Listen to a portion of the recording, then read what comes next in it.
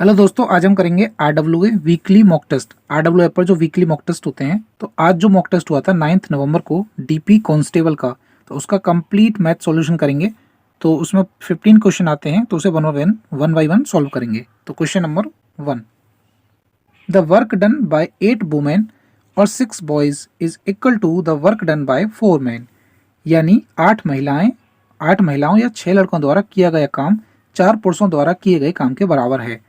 यानी 8 वुमेन और 6 लड़के यानी 6 बॉयज द्वारा किया गया काम 4 पुरुषों द्वारा किए गए काम के बराबर है। तो इनका अगर हम रेशियो निकालेंगे, एफिशिएंसी निकालेंगे, वुमेन रेशियो बॉयज और मैन की, तो कैसे निकालेंगे? तो वुमेन के निकालेंगे तो वुमेन वाले को ढक लेते हैं और इन दोनों का मल्टीप्लाई करते हैं। ये कितना आएगा? 24, 6 4 जा 24। बॉयज़ वाले में ऐसे ढक लेंगे, इन दोनों का मल्टीप्लाई करेंगे तो 8 4 जा 32। ऐसे ही मेन वाले में ऐसे ढक लेते हैं, इन दोनों का मल्टीप्लाई करते हैं, मतलब ऐसे हाथ से ढक लो, इन दोनों का मल्टीप्लाई करो तो 8 6 जा 48। उसके बाद रेशियो को स्मॉलेस्ट फॉर्म में कन्वर्ट करेंगे, 8 से डिवाइड कर देंगे तो 8 3 जा 24, 8 4 जा 32 और 8 6 जा 48। तो ये आ गई इनकी इफिशियंसी, ये वुमेन की, ये बॉयज़ की और ये मैन की। उसके बाद यानी इसका मतलब क्या है 3 4 6 का, कि एक वुमेन एक दिन में 3 काम करती है, एक बॉयज़ एक दिन में 4 काम करते हैं और एक मैन एक दिन में 6 काम करते हैं। ये होती है एफिशिएंसी। उसके बाद क्वेश्चन में क्या बोला है, एक काम को 12 दिनों में पूरा करने के लिए 15 लड़कों और 5 पुरुषों को काम पर रखा जाता है। यानी एक काम है कोई 12 दिन में पूरा करना है और 15 लड़के और 5 पुरुषों को काम पर रखा जाता है, यानी 15 बॉयज़ प्लस 5 पुरुष यानी 5 मैन।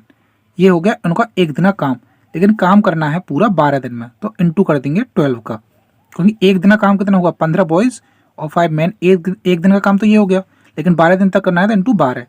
अब बॉयज़ की इफिशियंसी कितनी है, बी यहाँ देखेंगे 4, तो 15 4 जा 60 प्लस मैन की कितनी है 6, ये मैन है ये 6, तो 5 6 जा 30। ये हो गया एक दिन का काम इंटू में 12, ये कितना हो जाएगा 60 और 30 90, और 90 इंटू 12 कितना हो जाएगा 1080।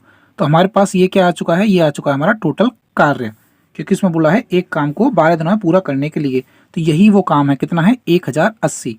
उसके बाद क्वेश्चन में क्या बोला है, नेक्स्ट पेज पर करेंगे। तो उसके बाद हमारा टोटल वर्क कितना हो गया, टोटल वर्क आया हमारा 1080। अब बोला है हमसे 3 पुरुष और 4 महिलाएं और 6 लड़के उसी काम को पूरा करने में कितना समय लेंगे। तो 3 पुरुष यानी 3 मैन प्लस 4 महिलाएं यानी 4 वुमेन प्लस 6 लड़के यानी 6 बॉयज़, तो एक दिन में कितना काम करेंगे, ये काम करेंगे 3m plus 4w plus 6b। तो इनकी इफिशियंसी निकालेंगे, 3m की कितनी थी 6 प्लस 4 वुमेन की कितनी थी, वुमेन की देखेंगे एक सेकंड, तो वुमेन की थी 3 और बॉयज़ की थी 4, तो वुमेन की थी 3 और बॉयज़ की कितनी थी 4। तो इनका ये एक दिन का काम आ जाएगा, यानी 6 3 जा 18, 4 3 जा 12 और 6 4 जा 24। तो इनका एक दिन का काम आएगा 54, कितना आएगा 54। तो ये तीनों मिलके यानी 3 पुरुष 4 महिलाएं और 6 लड़के तीनों मिलके एक दिन में करते हैं 54 काम, यानी ये 54 काम करते हैं कितने दिन में, एक दिन में। तो एक यूनिट काम कितने दिन में करेंगे, एक यूनिट काम करेंगे 1/54, एक यूनिट काम। लेकिन टोटल काम कितना है 1080 काम है, टोटल काम कितना है 1080। तो इन्हें कितना टाइम लगेगा, तो जब एक यूनिट काम ये 1/54 डेज में करते हैं, 1/54 डेज, तो 1080 यूनिट जो टोटल वर्क है वो 1/54 इंटू 1080 हो जाएगा।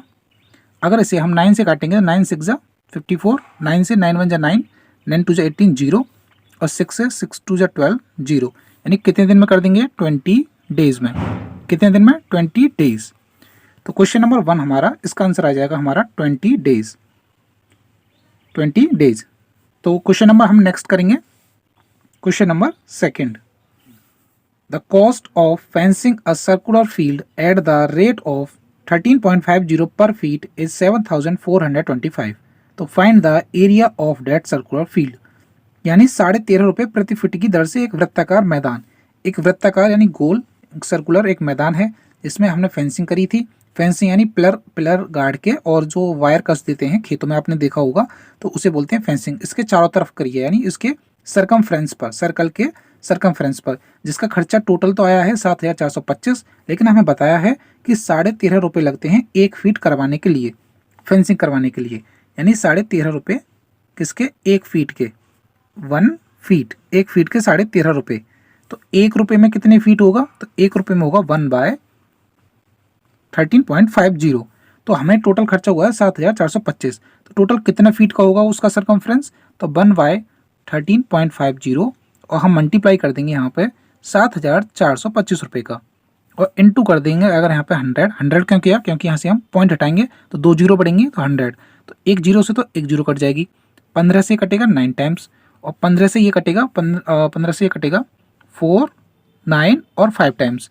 अब 9 से ये कट जाएगा, 9 5 जा 45, 9 5 जा 45 और ये जीरो, तो यानी हमारा टोटल जो है सरकमफ्रेंस आया 550 फीट, 550 फीट, क्योंकि ये जो टोटल था सरकमफ्रेंस था वो था 550 फीट, 550 फीट होगा, इसलिए हमारा खर्चा कितना हुआ 7,425 रुपये। तो सरकमफ्रेंस क्या होता है, अब सरकमफ्रेंस होता है 2 पाई और आर, जो कि कितना है, वो है 550 फीट, 550 फीट। अब 11 से काटेंगे 2 टाइम्स, और 11 से ये कटेगा 50 टाइम्स, और 2 से ये कटेगा 25 टाइम्स। तो यहाँ से हम रेडियस निकाल सकते हैं, रेडियस कितना होगा 25 इंटू ये 7 जाएगा इधर मल्टीप्लाई में, और 2 आएगा डिवाइड में, तो ये क्या हो गया हमारा, ये हो गया हमारा रेडियस। तो हमें निकालना क्या था, क्वेश्चन में क्या बोला था, क्वेश्चन में बोला था find the area of the circular field, हमें निकालना था एरिया। अब एरिया का फॉर्मूला तो आपको पता ही होगा, पाई आर स्क्वायर, तो ये हो गया पाई टू आर, आर कितना है 25 इंटू 7 बाई 2, और आर स्क्वायर का मतलब एक और बार आर, यानी 25 इंटू 7 अपॉन आर। तो 7 से तो ये 7 खत्म, 2 से ये 11 टाइम्स, तो ये कितना होगा 25 इंटू 25 होते हैं 625 इंटू 11 और ये 7, 11 और ये 7, तो ये कितना हो जाएगा 77 अपॉन हो जाएगा 2। और जब 625 का मल्टीप्लाई इधर करेंगे, यहाँ पे 625 का मल्टीप्लाई 77 में करेंगे, तो आप कर लेना मल्टीप्लाई, तो ये हो जाएगा 48,125, और डिवाइड बाई 2, और 2 से इसे डिवाइड करेंगे तो 2 2 जा 4, 2 4 जा 8, 0 और 6, ये हो जाएगा 2.5, और यहाँ लिख देंगे हम फीट स्क्वायर, क्योंकि फीट में चल रहा है हमारा, ये है एफ और टी, फीट का स्क्वायर। तो हमारा आंसर कितना आया, क्वेश्चन नंबर सेकंड का जो हमारा आंसर आया वो आया 24,062.5, और ऑप्शन के अनुसार फीट का स्क्वायर। तो ये आ गया हमारा area of the circular field. अब हम करेंगे question number next, question number third. The average of 10 number is 56.5, the average of first 3 number is 50 and the average of next 4 number is 60 if 8th number is 10 less than. इसको बाद में पढ़ेंगे, पहले देखो 10 आंकड़ों का औसत कितना है 56.5, तो 10 आंकड़े हैं हमारे पास 10 नंबर, उनका औसत है 56.5। उसके बाद ये है 56.5, इनमें से पहले 3 आंकड़ों का औसत 50 है, जो पहले 3 हैं उनका कितना औसत है, उनका औसत है 50, तो अगले 4 आंकड़ों का औसत है 60, अगले 4 का कितना औसत है 60। तो टोटल जो सम है, सम ऑफ टोटल, सम टोटल का सम कितना होगा, यानी टोटल 10 नंबर का सम कितना होगा। सम कैसे निकालते हैं, जो एवरेज का फॉर्मूला होता है वो क्या होता है, एवरेज का फॉर्मूला होता है total sum upon total number. तो सम क्या होगा, एवरेज इंटू टोटल नंबर। तो एवरेज कितना है, सम का फॉर्मूला होता है एवरेज इंटू टोटल नंबर यानी 10। तो ये कितना आया, सम आया टोटल 565 यानी 565। और sum of 3 number, sum of 3 number का निकालेंगे अगर हम, तो इनका इसका सम कितना आएगा, एवरेज, एवरेज कितना 50 इंटू टोटल नंबर यानी 3, तो इनका सम आएगा 150। उसके बाद सम ऑफ 4 नंबर, ये जो 4 नंबर है इनका सम निकालेंगे तो कितना आएगा 60 इंटू टोटल नंबर 4, तो ये हो जाएगा 240। तो जब इन दोनों को हम प्लस कर दें, इन दोनों को, तो ये 7 नंबर का सम हो जाएगा, यानी 3 नंबर ये, 4 नंबर ये, टोटल 7 नंबर। तो 7 नंबर का सम कितना होगा, तो ये हो जाएगा 0, 9 और 3।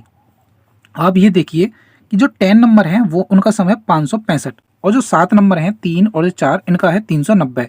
तो अगर हम टोटल में से अगर 390 घटा देंगे तो हमारे पास क्या आएगा, यानी अगर हम 565 में से अगर 390 माइनस कर दें तो ये तो आएगा हमारे पास 175। अब जो 175 है वो क्या है, वो 8th number plus 9th number और प्लस 10th नंबर का ही तो सम है, यही तो है 175। क्योंकि टोटल कितना था, टोटल था 10 नंबर, उसका सम था 565, उसमें से पहले 3 और लास्ट पहले 3 और फिर 4 यानी 7 नंबर का सम कितना होगा 390। तो जब टोटल में से 7 नंबर हमने घटा दिए तो वो बचा हमारे पास 175।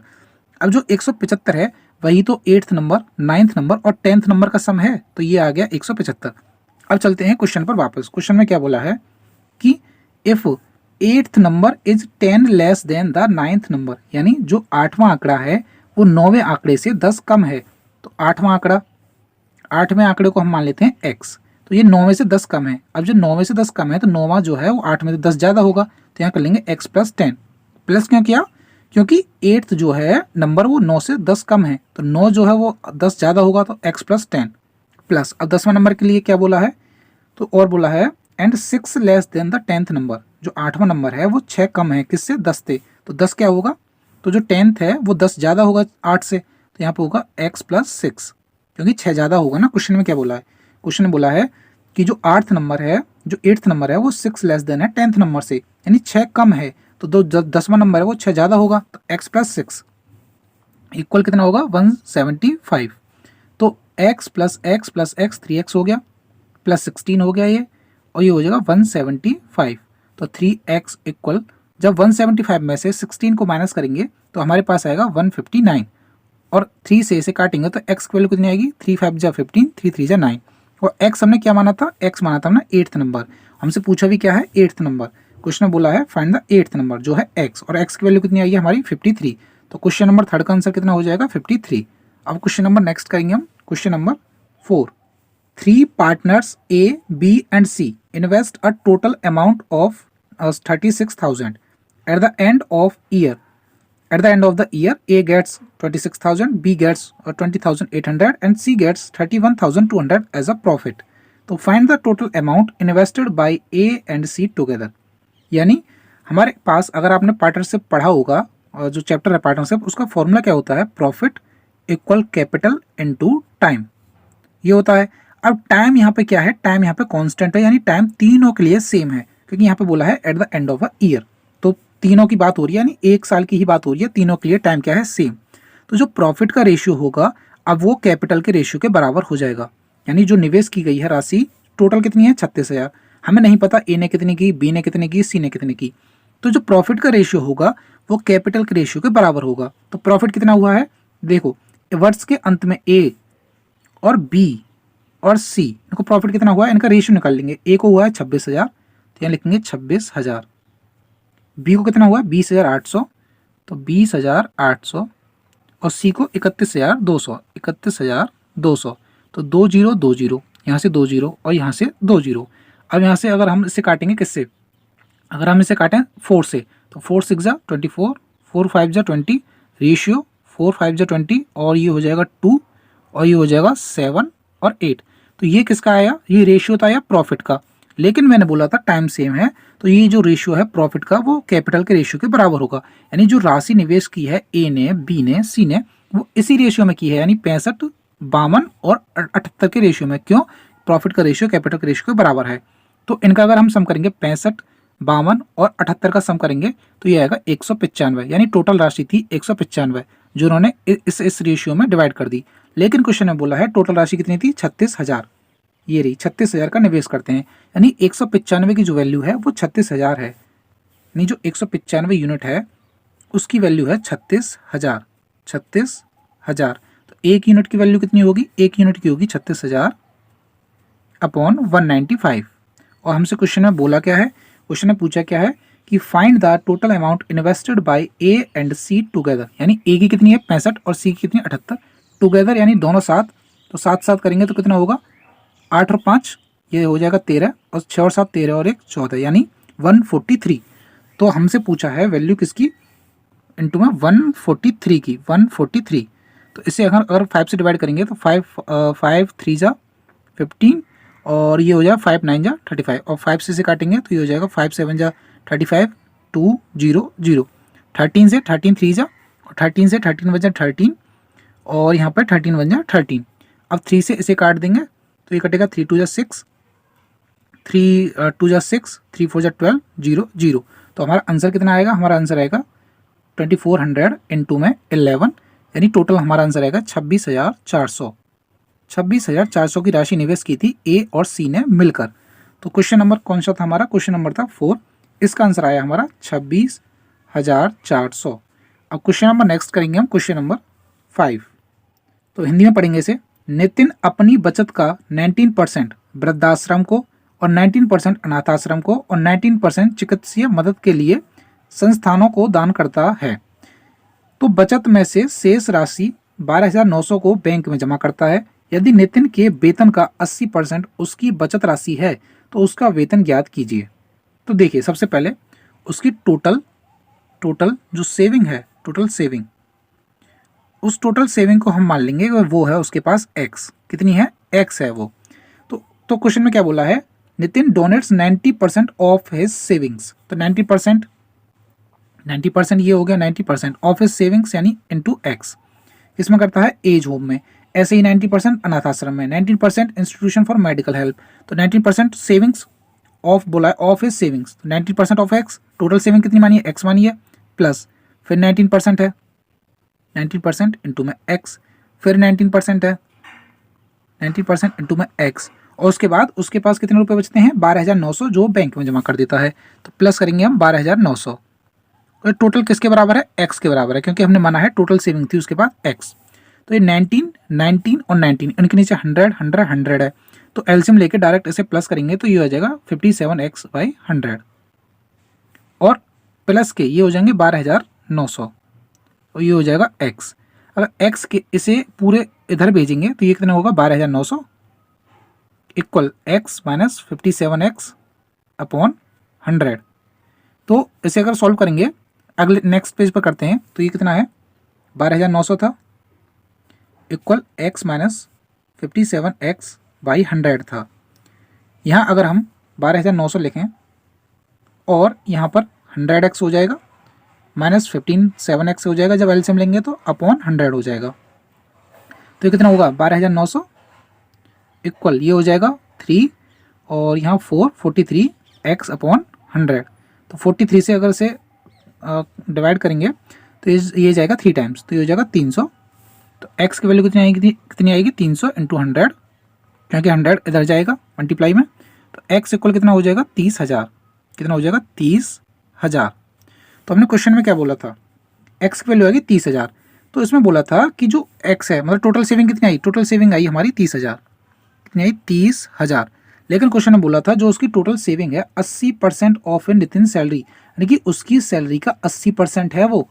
यानी देखिए, जो 30,000 आया है ना, जो 30,000 आया है, उसकी 30,000 जो आया है वो उसकी सैलरी का 80% है, यानी वो 80 की वैल्यू है। हमें बतानी है उसकी सैलरी, यानी पूरी 100 की वैल्यू। 30,000 है वो उसकी सेविंग का 80% है, तो 80 से डिवाइड कर दिया, और टोटल सैलरी बतानी है तो इंटू 100। तो 0 से 0, और 4 से 2 बार, और 4 से ये 25 बार, और 2 से ये कटेगा 15, 0, 0। तो हमारे पास ये कितना आएगा? तो जब हम मल्टीप्लाई करेंगे 0, 0, और ये हो जाएगा 5 और 37, तो 37,500। ये उसकी सैलरी है 37,500। तो क्वेश्चन नंबर हमारा कौन सा था? 5, जिसका आंसर आया है 37,500। 37,500। जो x की वैल्यू आई थी वो 30,000, इसे मत लगा देना ऑप्शन में, क्योंकि टोटल सेविंग है वो 30,000, और क्वेश्चन ने बोला है कि 80% ऑफ नितिन सैलरी, जो सेविंग है वो 80% है नितिन सैलरी का। तो 100% बताइए, फाइंड सैलरी बताइए उसकी। तो सैलरी कितनी होगी? 37,500। अब क्वेश्चन नंबर नेक्स्ट करेंगे हम, question number 6। A certain amount was to be distributed between x y z, यानी x, y और z के बीच में कुछ अमाउंट बांटा गया in the ratio 13:14:15 respectively, but by mistake it was distributed in the ratio 7, 6 और 8 respectively. As a result y got ₹170 less. तो what is the amount? यानी एक निश्चित राशि थी जो x, y, z के बीच में बांटी गई क्रमशः 13, 14, 15 के रेशियो में। तो 13, 14 और 15 के रेशियो में। तो अगर हमें वो राशि पता लग जाए तो हम उसे डिवाइड कर सकते हैं। तो राशि तो हमें नहीं पता लगेगी, हम मानेंगे। तो हम क्या मानेंगे? तो हम मानेंगे 42। अब 42 क्यों माना? क्योंकि देखो, इन्हें अगर प्लस करेंगे 13 और 14 और 15 को प्लस करेंगे तो कितना आएगा? ये आएगा 42। तो सिंपल है, 42 ये प्लस करके आ रहा है, तो 42 हमने रुपए मान लिए। कितने मान लिए? 42 हमने रुपए मान लिए। अब 42 रुपए को जब 13, 14, 15 रेशियो में डिवाइड करेंगे, डिवाइड करना आता है ना, जैसे 42 थे टोटल रुपए, और इनका टोटल भी कितना है? देखिए 5, 4, 9 और ये 42, तो इनका टोटल सम कितना है? 42। तो जब x का अमाउंट लगाएंगे इंटू 13 करेंगे तो 42 से 42 कैंसिल 13, यानी x को तो मिले 13 रुपये, y को मिले 14 रुपये और z को मिले 15 रुपये। ये टोटल था हमारा 42, इसलिए हमने माना है ये 42। हमारे पास कितने रुपए थे? 42। क्यों माना है 42? समझ में आ गया? क्योंकि ये टोटल सम आ रहा है, टोटल रेशियो का जब सम कर रहे हैं 42 आ रहा है, इसलिए 42 मान लिया, क्योंकि इसे डिवाइड करना आसान होगा। यानी हमें अब पता चल गया कि x को मिले 13 रुपये, y को मिले 14 रुपये और z को मिले 15 रुपये, और टोटल अमाउंट कितना था? 42। लेकिन जब वही राशि गलती से क्रमशः 7:6:8 के अनुपात में वितरित की गई, तो जब 42 रुपये थे, अब दोबारा से x, y और z, अब 42 को बांटना है हमें किस रेशियो में? 7:6:8 में। तो डिवाइड कर जो डिस्ट्रीब्यूट करना है वो तो आता होगा ना, जैसे 7:6:8। तो इसको प्लस करेंगे, 7 और 6 13 और 8 21, तो ये टोटल कितना है? 21। तो 21 की वैल्यू कितनी है? 42, क्योंकि हमने टोटल अमाउंट माना था 42, वो है 21 की वैल्यू। तो x की निकालेंगे 7 की, तो 21 दूनी 42, कितनी आएगा? 14। ऐसे ही y की कितनी आएगी? 12 और z की कितनी आएगी? 16। आप निकाल के देख सकते हैं कैसे। 42 है टोटल, इसका सम कितना है? 21, और किसकी निकालनी है? y की, यानी 6। 21 दूनी 42, तो कितना है? 12। तो ऐसे ही आप डिस्ट्रीब्यूट तो कर लेंगे। तो 7:6:8 में जब 42 रुपये को डिस्ट्रीब्यूट करेंगे तो ये आएगा 14, 12 और 16। यहाँ इन्हें रुपये मिले थे 13, 14 और 15, यहाँ मिले हैं 14, 12 और 16। तो y की बोला है उसने कि y को मिले हैं 170 रुपये कम पहले से। यहाँ कितने थे y के? 14, यहाँ कितने हैं? 12, तो कितने कम मिले हैं? 2। तो 2 यूनिट की वैल्यू कितनी है? 170। तो 1 यूनिट की वैल्यू कितनी आएगी? 2 8 जा 16 और 2 5 जा 10, 85। 1 यूनिट की वैल्यू कितनी है? 85। हमसे पूछा क्या है? What is the amount? Amount कितना था? अमाउंट कितना माना था? 42 माना था। तो हम क्या करेंगे? 42 इंटू में 85 कर देंगे। 42 इंटू 85, तो हमारे पास कितना आ जाएगा? अमाउंट आ जाएगा। अब वो अमाउंट कितना होगा? वो होगा 3570 रुपये। 3570 रुपये। तो ये जो हमारा अमाउंट है वो आ जाएगा 3570 रुपये। What is the amount? तो क्वेश्चन नंबर नेक्स्ट करेंगे हम। अब क्वेश्चन नंबर, एक second, question number 7। In a division problem the divisor is 12 times the quotient and the 24 times the remainder. If the remainder is 8 तो find the dividend. सबसे पहले आपको इसका फॉर्मूला पता होना चाहिए, जो होता है डिविडेंड। अब इंग्लिश में भी लिख देता हूँ और हिंदी में भी लिख देता हूँ। डिविडेंड इक्वल, यहाँ होता है डिवीजर, डिवीजर इनटू होता है क्वोशिएंट और प्लस होता है रिमाइंडर। तो हिंदी में भी लिख देता हूँ, यहाँ होता है भाज्य इक्वल, यहाँ होता है भाजक। हिंदी में गलती हो जाए तो मुझे माफ़ कर देना, क्योंकि हिंदी में मुझे इतना नहीं आता, पर इंग्लिश में तो यही है। क्वोशिएंट क्या बोलते हैं? भागफल, भागफल। और ये हो गया रिमाइंडर यानी शेषफल। ये होता है फॉर्मूला। अब हमें क्या क्या दे रखा है? हमारे पास रिमाइंडर है, रिमाइंडर कितना है? 8। उसने बोला है रिमाइंडर कितना है? 8। और जो डिवीजर है, डिवीजर वो है 12 times the quotient and 24 times the remainder. देखिए जो डिवीजर है वो कितना है? 24 टाइम्स द रिमाइंडर। यानी जो डिवीजर है, जो भाजक है, वो है 24 टाइम्स द रिमाइंडर। रिमाइंडर कितना है? 8। तो ये यहाँ से आंसर कितना आ जाएगा? तो यहाँ से आ जाएगा 24 8 जा 192। तो ये हो गया हमारा डिवीजर। लेकिन डिवीजर की दो कंडीशन है, एक तो वो 24 टाइम्स द रिमाइंडर है और 12 टाइम्स द क्वोशिएंट है। यानी डिवीजर जो है वो 12 टाइम्स द क्वोशिएंट भी है। यानी कि जो डिवीजर है, यानी डिवीजर क्या बोलते हैं? भाजक, वो भागफल का 12 गुना है। तो यहाँ से डिवीजर हमने कितना लगाना था? 192 इक्वल 12 इंटू क्वोशिएंट आ जाएगा यहाँ से। तो क्वोशिएंट कितना आएगा? 12 से डिवाइड करेंगे तो ये हो जाएगा 1, और ये कितना हो जाएगा? 16 इक्वल क्वोशिएंट। अब हमारे पास सब कुछ आ चुका है, बस फॉर्मूला में रखना है। डिवीजर कितना आया? 192, क्वोशिएंट कितना आया? 16, और रिमाइंडर कितना है? 8। तो हमें लिखना क्या है? डिविडेंड यानी भाज्य। तो उसमें फॉर्मूला में रख देंगे हम। तो डिविडेंड, डिविडेंड यानी भाज्य, divisor, divisor into quotient plus remainder. अब जो डिवीजर था वो कितना आया था? 192। जो क्वोशिएंट था वो कितना आया था? 16, प्लस रिमाइंडर कितना था? 8। अब 16 का मल्टीप्लाई 192 में करेंगे तो ये हो जाएगा 3072, और प्लस करेंगे 8 तो ये हो जाएगा हमारा 3080। तो क्वेश्चन नंबर 7 का आंसर कितना आया? क्वेश्चन नंबर 7, तो इसका आंसर आया हमारा 3080। अब क्वेश्चन नंबर नेक्स्ट करेंगे हम, क्वेश्चन नंबर 8। किसंत ने अपने दोनों बेटों के लिए 52,500 की वसीयत छोड़ी, जिनकी उम्र 18 और 19 साल है। 10% चक्रवृद्धि ब्याज पर 21 वर्ष होने पर उन्हें बराबर राशि मिलनी चाहिए। तो छोटे बेटे का वर्तमान हिस्सा ज्ञात कीजिए। तो इसे डायरेक्ट कैसे कर सकते हैं? तो जो पहला बेटा है उसका प्रिंसिपल मान लेंगे x और जो दूसरा बेटा है उसका प्रिंसिपल मान लेंगे y। तो ये हो जाएगा x और जो रेट कितना है 10%, तो 10% का फ्रैक्शन करेंगे, 10% का कितना होगा 1/10, तो अमाउंट कितना हो जाएगा 11/10, 10 + 1। ओके, तो जो प्रिंसिपल है, प्रिंसिपल x इंटू में 11/10, पहले बेटे का अमाउंट कितना होगा x इंटू 11/10, और जो पहला बेटा है वो 18 साल का है, वो 3 साल बाद 21 साल का होगा, तो यहाँ लिख देंगे q इक्वल दूसरे बेटे का प्रिंसिपल है y इंटू 11/10, और यहाँ दूसरा बेटा जो 19 साल का है वो 2 साल बाद 21 साल का हो जाएगा, तो स्क्वायर कर देंगे यहाँ पर। अब ये मैंने क्या लिख दिया, आपको कुछ समझ में नहीं आया होगा, तो इसे नेक्स्ट पेज पर मैं आपको समझाता हूँ उसको। तो ये क्या था, तो हमसे क्या बोला है कि they should get equal amount on reaching 21 years, यानी 21 वर्ष होने पर उन्हें बराबर की राशि मिलनी चाहिए। राशि यानी अमाउंट। अब अमाउंट का फॉर्मूला क्या होता है, अमाउंट का फॉर्मूला होता है principal into 1 plus rate upon 100 की पावर टी। ओके, ये होता है अमाउंट जो है इक्वल एक्स का और वाई, सॉरी पहले बेटे का और दूसरे बेटे का अमाउंट क्या है इक्वल।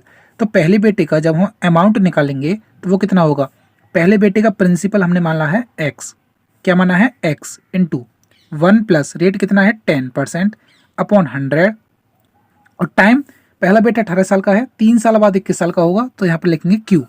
तो एक्स इंटू 0 से 0 कैंसिल, और यहाँ हो जाएगा 11/10 क्यू। तो पहले बेटे का जो अमाउंट आया इतना आया, जो कि मैंने लिख दिया था वहाँ डायरेक्ट। ये जो पहले बेटे का जो अमाउंट है वो मैंने लिख दिया था डायरेक्ट, ये रहा, ये पहले बेटे का अमाउंट मैंने लिख दिया था। ऐसे ही जैसे दूसरे बेटे का अमाउंट कितना आएगा, दूसरे बेटे का प्रिंसिपल कितना है वाई, प्लस उस फॉर्मूला में आएंगे, ये फॉर्मूला होता है, ये formula amount equal principal 1 + r upon 100 की पावर टी।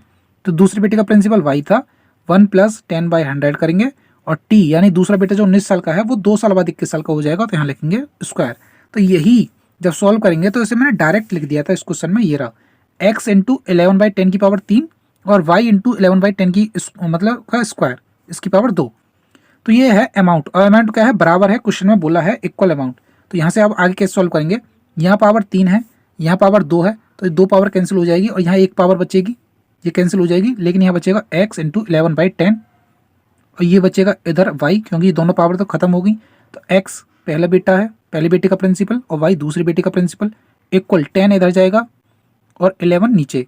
तो ये पहले बेटे का प्रिंसिपल कितना आया 10, दूसरे बेटे का कितना आया 11, टोटल प्रिंसिपल कितना हो गया 10 + 11 कितना हो गया 21 हो गया, और टोटल उसकी वसीयत कितनी थी 52,500। टोटल यहाँ कितना आया उसे 21 रुपये थे, तो 21 की वैल्यू कितनी आई है, 21 की वैल्यू आई है 52,500, 52,500। अब 21 रुपये में से 10 रुपये मिले हैं एक्स, यानी प्रिंसिपल कितना है, पहले बेटे का प्रिंसिपल है ना, और ये दूसरे बेटे का है, तो पहले बेटे को मिले हैं 10 रुपये और दूसरे बेटे को मिले हैं 11 रुपये।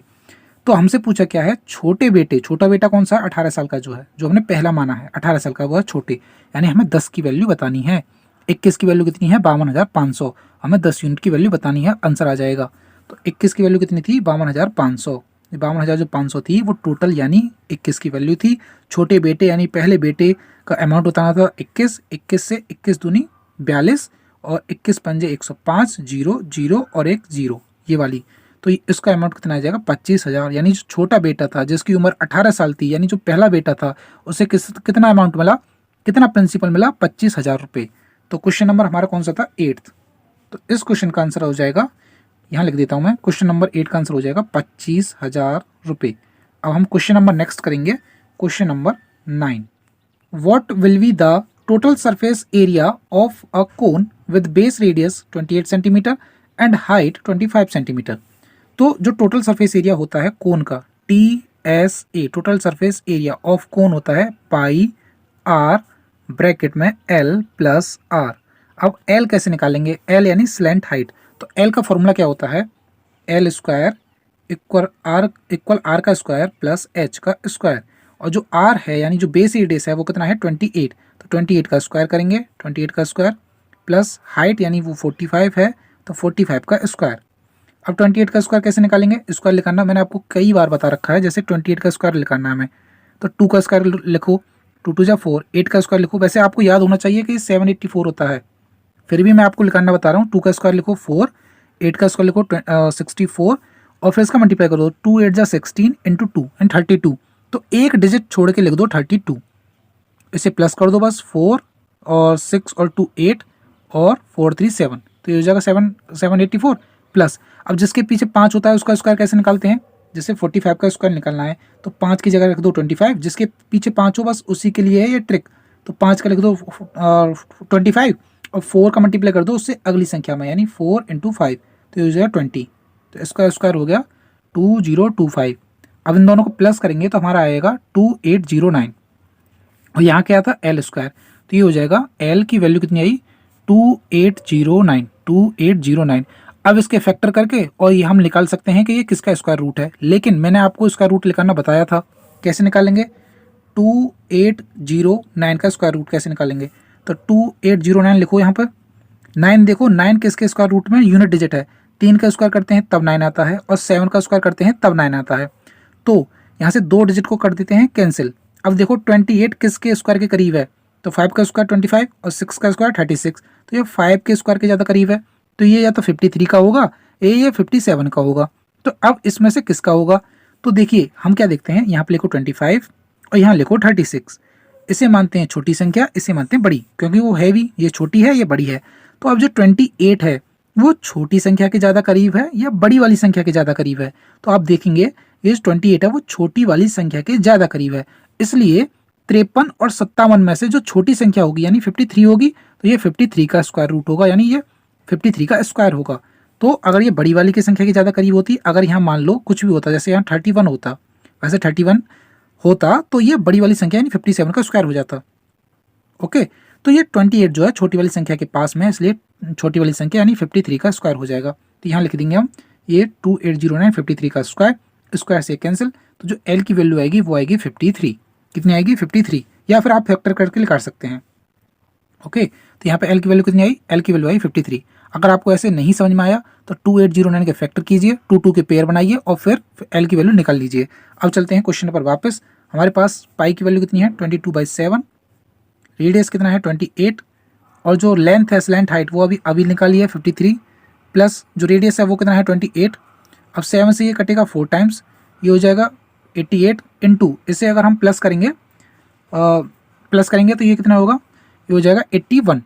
अब 88 को, क्योंकि 8 3 1 और 8 3 हाँ 81, तो अब 88 को 81 में मल्टीप्लाई करेंगे, तो आप मल्टीप्लाई करने ना ये आएगा 7128। तो क्वेश्चन नंबर हमारा 8 कौन सा था 9, तो क्वेश्चन नंबर 9 का आंसर हो जाएगा 7128। तो क्वेश्चन नंबर नेक्स्ट करेंगे हम, question number 10। Question number next हमारा question number 10। A sum invested at a simple interest becomes 3 times itself in 15 years. So find in how many years it will become 13 times itself at the same rate. तो इसकी ना एक short trick होती है। Short trick देखिए, short trick क्या होती है, जो हमें ईयर्स दिए हों, जैसे 15 ईयर्स है तो 15 ईयर्स यहाँ पर लिखो। अब उसमें एक तो डिवाइड करना है और एक मल्टीप्लाई करना है। तो देखो शॉर्ट ट्रिक क्या है कि जो बोला है, जैसे a sum invested at a simple interest become 3 times, 3 times बोला है ना, तो उसमें से एक कम कर दो, 3 टाइम्स में से एक कम कर दो यानी 2, तो 2 का तो डिवाइड होगा।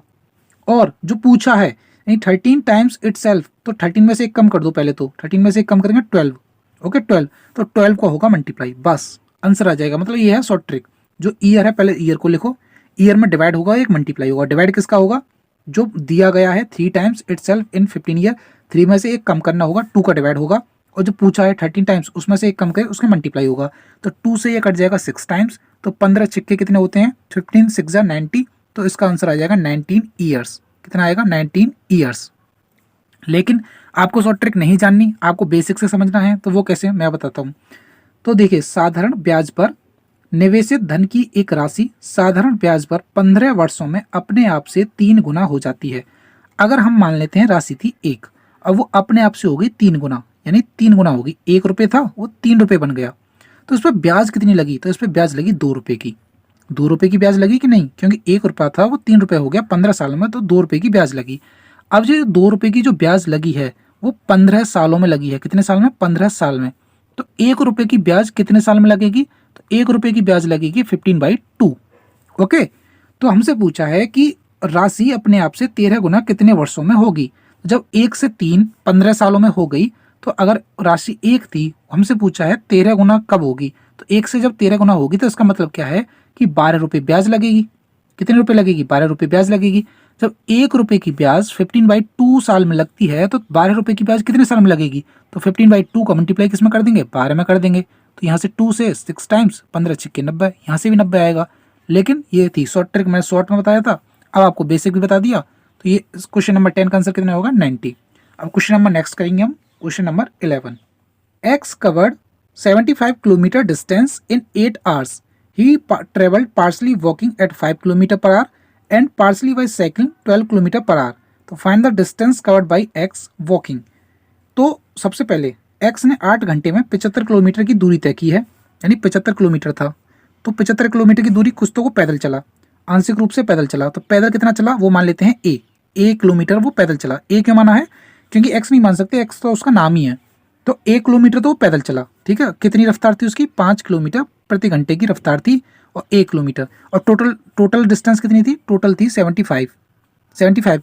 और 75 में से 1 किलोमीटर तो पैदल चला, तो साइकिल से कितना चला होगा? 75 माइनस ए। ओके, उसकी साइकिल से चलने की रफ्तार कितनी थी? 12 किलोमीटर। 12 किलोमीटर प्रति घंटा। उसे टोटल टाइम कितना लगा? टाइम लगा उसे 8 घंटे, यानी 8 घंटा लगा तो दोनों दूरी तय करने में। तो टाइम क्या होता है? टाइम लिखेंगे यहाँ पे 8। टाइम होता क्या है? Distance upon speed. डिस्टेंस कितनी थी जो वो पैदल चला था, वो डिस्टेंस कितनी थी? ए। स्पीड कितनी थी? 5 प्लस जो वो साइकिल से चला उसकी डिस्टेंस कितनी थी? 75 माइनस ए अपॉन स्पीड कितनी थी? 12।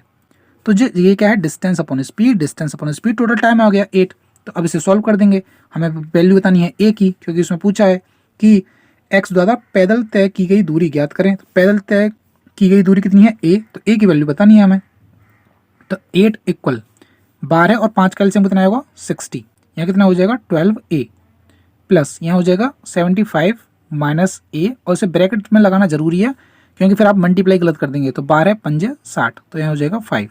तो 8 का अगर मल्टीप्लाई इधर कर देंगे तो कितना हो जाएगा? इधर सॉल्व कर देता हूँ, ये हो जाएगा 480 इक्वल हो जाएगा यहाँ 12a प्लस करेंगे 5 को मल्टीप्लाई करेंगे 75 में, तो ये हो जाएगा 375 माइनस 5a। ओके, यहाँ हो जाएगा 480 इक्वल 12a में से 5a जाएंगे, कितने बचेंगे? 7a plus 375।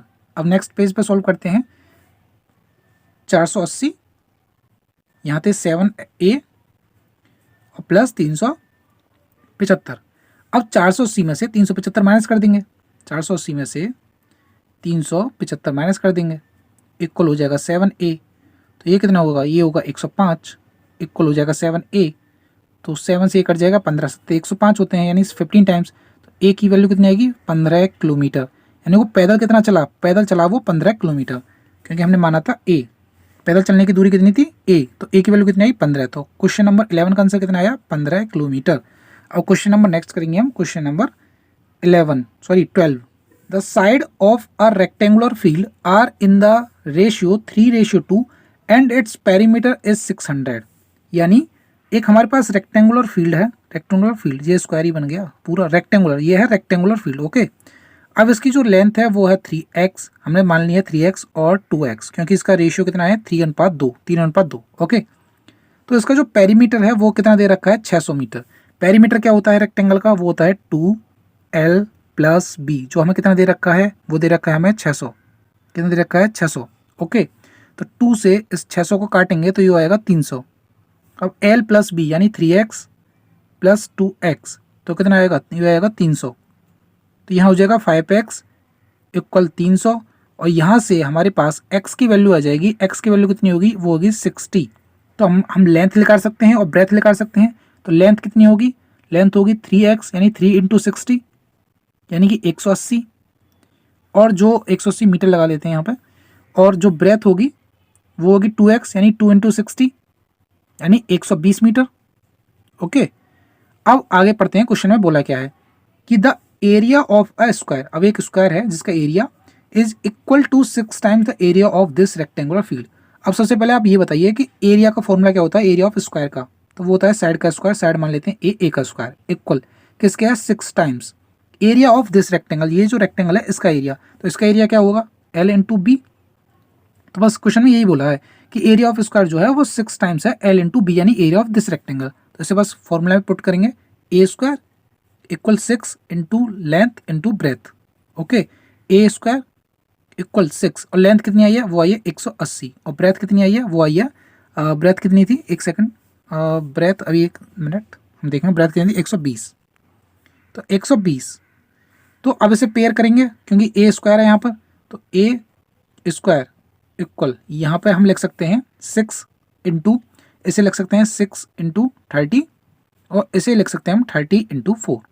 ओके, तो यहाँ पे हम ए इक्वल इसे लिख सकते हैं हम 6 का स्क्वायर, इसे लिख सकते हैं 6 इंटू 30 इंटू और यहाँ 4 को क्या लिख सकते हैं 2 और इसका हम कर सकते हैं होल स्क्वायर, तो स्क्वायर से ये कैंसिल हो जाएगा। अब ए की जो वैल्यू होगी वो होगी 6 इंटू 30 इंटू 2 यानी 6 दूनी 12 और 12 थी 36, यानी ए की जो वैल्यू आई वो आई 360। ओके, ए क्या था, साइड ऑफ स्क्वायर। अब क्वेश्चन में बोला क्या है, क्वेश्चन में बोला है कि find the perimeter of a square field. तो पेरीमीटर क्या होता है, पेरीमीटर ऑफ स्क्वायर होता है 4a, यानी 4 और a की वैल्यू कितनी है 360। तो जब मल्टीप्लाई करेंगे हमारा, मल्टीप्लाई करेंगे तो 144 और 0 मीटर यानी 1440 मीटर आ जाएगा। क्या आ जाएगा, पेरीमीटर ऑफ स्क्वायर। ठीक है, तो क्वेश्चन नंबर कौन सा था हमारा 12, तो इसका आंसर कितना आया 1440। अब क्वेश्चन नंबर नेक्स्ट करेंगे हम, क्वेश्चन नंबर 13 हमारा। A watch seller sells the watch at 2,24,784 यानी 2,24,784 रुपये after 2 successive discount of 10% and 20%। तो what is the mark price. तो मार्क प्राइस हम मान लेते हैं, मार्क प्राइस थी एम ही मान लेते हैं मार्क प्राइस। उस पर उसने पहले 10% का डिस्काउंट लगाया यानी 19/100 में उसने पे की होगी, फिर उसके बाद उसने 20% का डिस्काउंट यानी 80/100।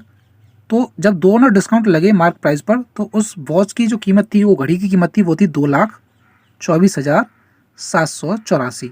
बस इसे सॉल्व करना है तो हमारी एम की वैल्यू आ जाएगी। यहाँ से 0 से 0, ये 0 से ये 0 कैंसिल, तो एम की जो वैल्यू होगी वो होगी 2 2 और ये 4 7 8 4 इंटू में 100 हो जाएगा, 100 अपॉन हो जाएगा 9 इंटू में 8। अब 4 से इसे काटेंगे, 4 दूनी 8 होते हैं, 4 से इसे काटेंगे ये होते हैं 25। अब 9 से इसे काटेंगे तो 9 2 जा 8, 9 2 जा 18 और ये जाएगा 4 टाइम्स और ये 9 टाइम्स और ये 7 और ये 6। उसके बाद 2 से इसे काट देंगे तो 2 से 2 बन जा 2, 2 2 जा 4 और 2 4 जा 8 8 8। तो हमारे पास जो मार्क प्राइस आएगी, मार्क प्राइस वो आएगी 12,488 इंटू में 25। अब इसे मल्टीप्लाई कर देंगे, जैसे 25 अट्ठे 200 होते हैं और 0, तो जब मल्टीप्लाई करेंगे तो वो आएगा 312,200 यानी 3,12,200 रुपये की मार्क प्राइस थी, जिसपे सबसे पहले 10% डिस्काउंट फिर 20% डिस्काउंट लगाया तो वो 2,24,784 रुपये की बिकी। तो क्वेश्चन नंबर 13 का आंसर कितना हो जाएगा 3,12,200 रुपये। अब हमें करना है question number next, question number 14। A shopkeeper has a milk of 3 different qualities, 3 different qualities. तो 621 यानी 621 litre of first quality, 644 litre of second quality and 690 litre of third quality. तो find the minimum possible number of bottles of equal capacity in which different quality milk can be filled separately without mixing. तो ऐसे question को करते कैसे हैं, हमेशा ऐसे question जो आते हैं जैसे find the minimum possible number of bottles, equal capacity. एक दुकानदार के पास 3 विभिन्न गुणवत्ताओं वाला दूध है, पहली गुणवत्ता का 621 लीटर है, 621। दूसरी का है 644 और तीसरी का है 690। तो ऐसे क्वेश्चन जो होते हैं हमें अब इनकी जो इतना लीटर जो दूध है एक बोतल में भंडा है और नंबर ऑफ बोतल्स बतानी है कि कितनी बोतल होंगी और पूरे भर जाने चाहिए, बचनी नहीं चाहिए कि इसमें से 2 लीटर बच गया कि इसमें से ये बच गया, पूरी लीटर। तो ऐसे क्वेश्चन में क्या करते हैं, हमेशा SCF लेते हैं। तो इनका क्या लेंगे, SCF लेंगे। SCF कितने लीटर की होनी चाहिए वो पूछा है हमसे कि समान आमाप की बोतलों की न्यूनतम संभावित संख्या, मतलब कि जो वो बोतल है वो एक ही समान होनी चाहिए। जैसे 21 लीटर की बोतल है तो 21 लीटर की होनी चाहिए, 20 लीटर की बोतल है तो 20 लीटर की। ऐसा नहीं करना हमें कि 20 लीटर की एक बोतल भर दी फिर दूसरी बोतल 15 लीटर की भर दी, वो समान होनी चाहिए, बस ये बोला है समान। तो समान के लिए क्या करते हैं, SCF निकालते हैं। क्या निकालते हैं, SCF। तो इसका आप SCF कैसे निकालेंगे, तो इन दोनों का डिफरेंस ले लेंगे सबसे पहले। तो इन दोनों का जब डिफरेंस लेंगे तो वो आएगा हमारे पास 23। फिर इन दोनों का जो डिफरेंस लेंगे वो हमारे पास आएगा 46। तो 23 और 46 का SCF कितना होगा, 23 होगा। तो ये तो आ गया एस हमारा। कैसे निकालते हैं एस पता है, ये 3 संख्या थी, इन दोनों का डिफरेंस 46, इन दोनों को ले लो 46। ओके, इन तीनों को लेने की जरूरत नहीं है, हमारा जो एस है वो 23 आ जाएगा, सीधा सीधा हमें दिख रहा है 23। ओके, तो 23 आ गया हमारा एस। अब हमें बतानी है नंबर ऑफ बोटल्स। तो इसका मतलब क्या है एस का, कि 23 लीटर ऑफ कैपेसिटी की बोतल होंगी, यानी सारी बोतल जो होंगी उनकी कैपेसिटी होगी 23। अब एक बोतल 23 की है, 621 लीटर दूध है, तो कितनी बोतल होंगी, तो 621 से डिवाइड कर देंगे 23 का, तो यहाँ से हमारी कितनी बोतल भरी जाएंगी, यहाँ से भरी जाएंगी 27 बोतल्स। ओके, ऐसे ही 644 में डिवाइड कर देंगे, 23 भी ऑप्शन में था, 23 को ऑप्शन में नहीं लगाना, नहीं तो गलत हो जाएगा। तो 644 को डिवाइड कर देंगे 23 से, तो यहाँ से बोतल लिख लेंगे 28, और 690 को जब डिवाइड करेंगे 23 से, तो यहाँ से बोतल कितनी भरी जाएंगी, तो यहाँ से भरी जाएंगी 23 और 0 30 बोतल्स। तो 27 बोतल यहाँ से भरी जाएंगी, 28 बोतल यहाँ से और 30 बोतल यहाँ से, यानी बोतल की जो क्वांटिटी है वो तो 23 लीटर है। अब क्वांटिटी पूछता तो 23 है, अब मिनिमम बोतल पूछी है तो 27 + 28 + 30, क्योंकि टोटल तीनों करने हैं ना, तो 27 करेंगे, +28 करेंगे और +30 करेंगे, तो ये हो जाएगा हमारा 85 बोतल्स। तो टोटल बोतल भरी जाएंगी 85 बोतल। तो 85 answer is the right answer. अब करेंगे आज का लास्ट सवाल, question number 15। Bella sold a painting worth, ये डॉलर नहीं है रुपये ही होगा, 1000 या डॉलर भी होगा, हमें उससे कोई फर्क नहीं पड़ता, 1450 rupees to Teddy at 10% profit. Okay, Bella ने 1450 मूल्य की एक पेंटिंग को 10% लाभ पर टेडी को बेची। तो बेला है, अब बेला ने टेडी को बेच दिया, बेला ने क्या टेडी को बेच दिया, तो 1450 रुपये की पेंटिंग थी, उस पर 10% का प्रॉफिट उसने कमा लिया। तो 10% का प्रॉफिट कमा के ये 0 से 0 0 से 0, तो उसने वो किसको बेची है, टेडी को बेची है। तो टेडी ने कितने रुपए में खरीदी होगी, टेडी ने खरीदी 1595 रुपये में। ओके, अब जो टेडी है, टेडी ने 10% नुकसान पर उसे बेनी को बेच दिया। अब टेडी ने उसे बेनी, ये बेनी बेनी, और यहाँ पे क्या था, यहाँ पे बेला था, बी से कंफ्यूज मत हो जाना, बेला यहाँ पे बेनी। अब टेडी ने तो 1595 में खरीदी, ओके, उसे हो गया 10% का नुकसान, यानी 90/100, तो उसने को बेच दी बेनी को, तो 0 से 0। अब 19 का मल्टीप्लाई करेंगे, सॉरी 9 का मल्टीप्लाई करेंगे, तो ये आएगा 14355 अपॉन 10 है, तो ये पॉइंट लगा देंगे, तो ये हो जाएगा वो 1435.5, यानी 1435.5 रुपये की बेनी ने खरीद ली। अब क्वेश्चन में क्या बोला है, if Benny buys the painting from Bella at the same price at which he bought from Teddy, तो what will be the Bella profit और लॉस परसेंटेज। यानी जो बेनी ने जो टेडी से खरीदी है, कितने रुपए में खरीदी है, 1435 रुपये में। अगर ये डायरेक्ट बेला से खरीदता, तो बेला को प्रॉफिट होता या लॉस होता, कितने परसेंटेज का होता, ये पूछा है। ओके, तो बेला लिखेंगे यहाँ पे, बेला, बेला से कौन खरीदने आ रहा है, बेला से खरीदने आ रहा है बेनी। ओके, कितने रुपए में, 1435.5 में, क्योंकि उसमें बोला है 1435.5 में उसने खरीद ली बेला से। और बेला तो, लेकिन बेला जो है कितने रुपए की खरीद के लाया था, बेला लाया था 1450 रुपये की खरीद के, 1450, तो बेला जो है वो 1450 रुपये की खरीद के लाया था, और बेनी उससे ले गया 1435 रुपये की, तो यहाँ तो हो गया लॉस। और लॉस कितना होगा, तो लॉस परसेंटेज पूछा है, तो लॉस परसेंटेज कितना होगा, 1450 माइनस 1435.5, सॉरी यहाँ 35.5 है, 35.5 अपॉन लॉस होता किस पर है, सीपी पर, सीपी कितनी है, 1450 रुपये में खरीद के लाया था वो, इंटू में कर देंगे हम 100। तो जब इसे माइनस करेंगे 1450 में से 1435.5, तो ये कितना आएगा, ये आएगा 14.5, और नीचे कितना है, ये है 1450 रुपये, और इंटू में करेंगे हम 100। तो यहाँ से आप अगर देखें 0 से तो जीरो कैंसिल हो जाएगी, और यहाँ पॉइंट से ये 0, तो 145 से 145 काटेंगे, तो ये हो जाएगा 1%, और 1% क्या होगा, 1% होगा लॉस, 1% लॉस किसको, बेला को। तो ये जो हमारा क्वेश्चन नंबर 15 था, उसका आंसर आएगा 1%। तो ये थे हमारे आज के 15 सवाल। अब मिलते हैं अगले मॉक टेस्ट के सॉल्यूशन में। तो आपको कैसे लगे सॉल्यूशन बता देना। पिछला मॉक टेस्ट का सॉल्यूशन मैं नहीं करवा पाया था, क्योंकि हमारे दादाजी की डेथ हो गई थी, उसके लिए सॉरी। आगे से मॉक टेस्ट मैं करवाता रहूँगा जब तक दिल्ली पुलिस कांस्टेबल का पेपर नहीं हो जाता। तो मिलते हैं अगले मॉक टेस्ट में। धन्यवाद।